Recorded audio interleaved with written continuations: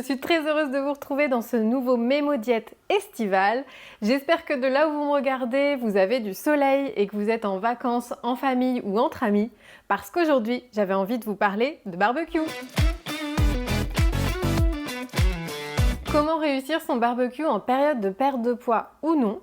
Quelle protéine animale choisir ou encore quelle est la plus maigre? Comment accompagner nos grillades avec autre chose que la baguette ou le paquet de chips traditionnel? Les marinades et les sauces, on en parle? Comment rendre son barbecue équilibré et varié? C'est ce que nous allons voir tout de suite. L'été rime en effet avec barbecue ou plancha, l'envie de manger au grand air, que l'on puisse partager un moment convivial en famille ou entre amis. Et la première chose à laquelle on pense, c'est le choix de nos grillades. Est-ce que l'on prend de la viande rouge ou de la viande blanche? Poisson ou crevette? Brochette ou saucisse? Le choix est grand et il est possible de faire des choix originaux pour avoir un barbecue qui sort de l'ordinaire.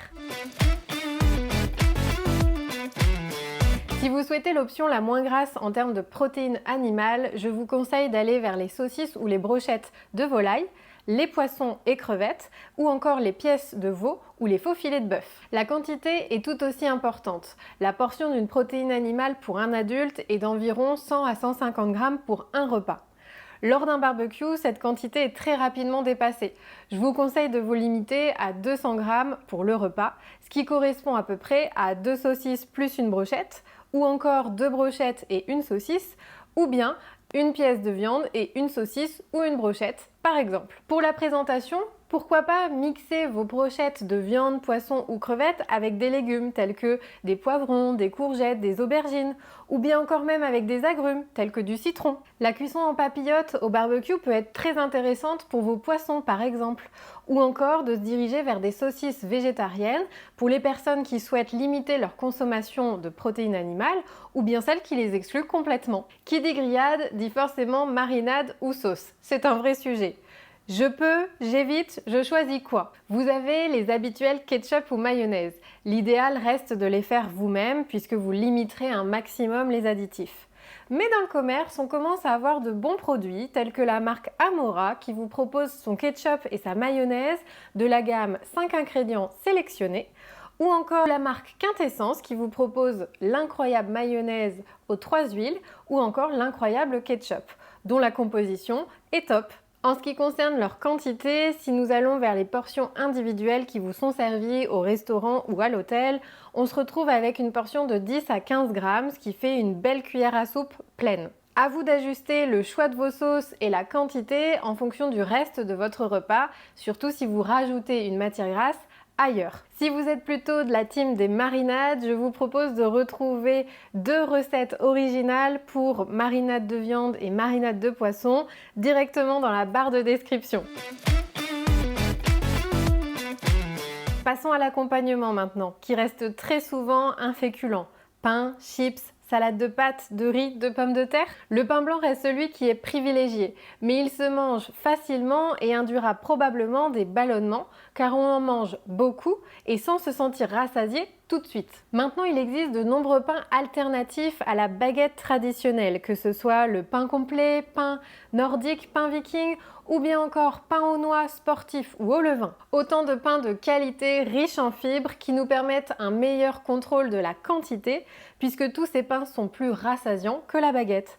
On en mange donc moins, mais mieux. Et pourquoi pas choisir un bon pain aux noix ou au levain pour accompagner votre camembert cuit au barbecue. Les chips de pommes de terre sont souvent de la partie. Vous avez des chips de pommes de terre maintenant à teneur réduite en matière grasse et en sel, qui leur confère une composition beaucoup plus saine. Le goût de la pomme de terre est beaucoup plus marqué, ce qui je trouve est beaucoup plus agréable. Vous retrouvez également des chips de lentilles ou de pois cassés, ou bien encore des chips de légumes qui vous permet de ne pas rajouter un apport supplémentaire en féculents. En ce qui concerne les salades de féculents, pourquoi pas varier le traditionnel taboulé par un taboulé de quinoa plutôt que de semoule?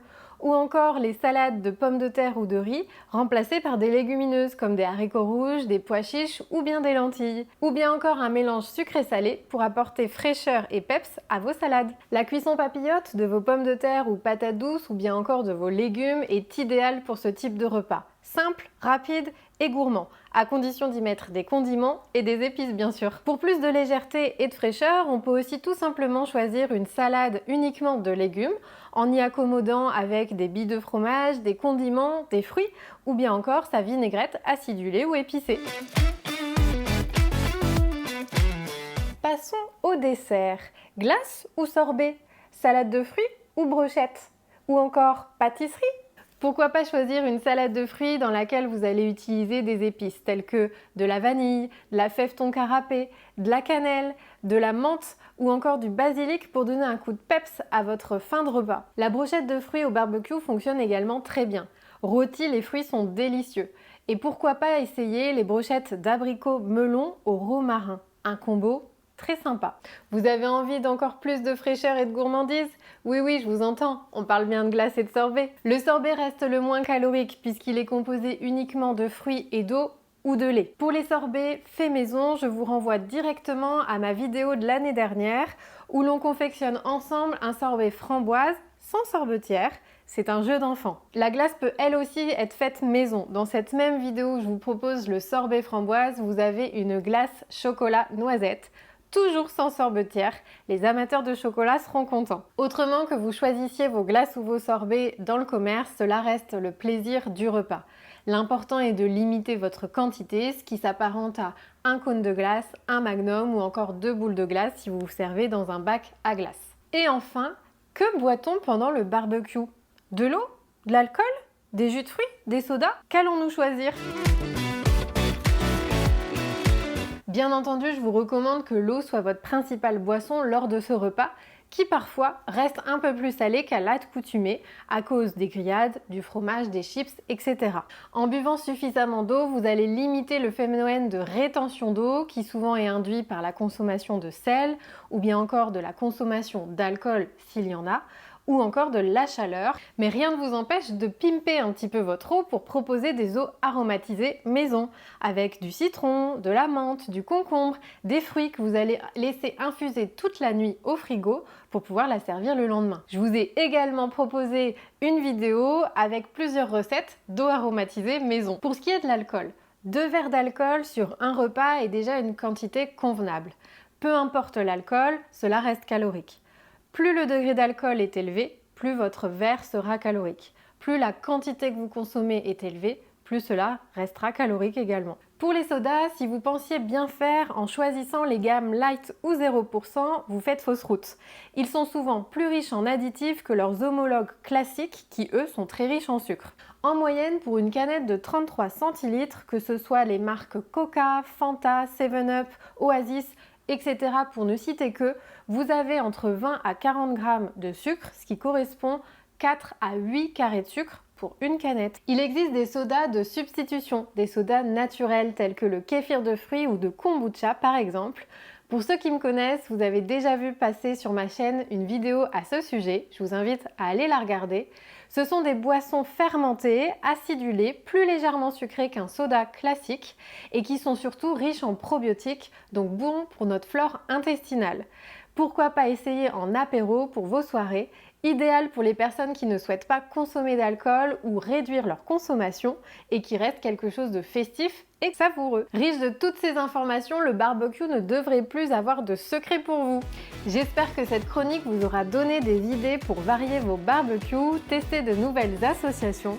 Le principal reste de vous régaler et de passer un excellent moment en famille ou entre amis, tout en restant vigilant sur vos sensations digestives pour ne pas finir la journée complètement ballonnée ou avec le traditionnel coup de barre d'après-manger. En attendant la prochaine vidéo, je vous souhaite de prendre soin de vous, de votre santé, de votre bien-être.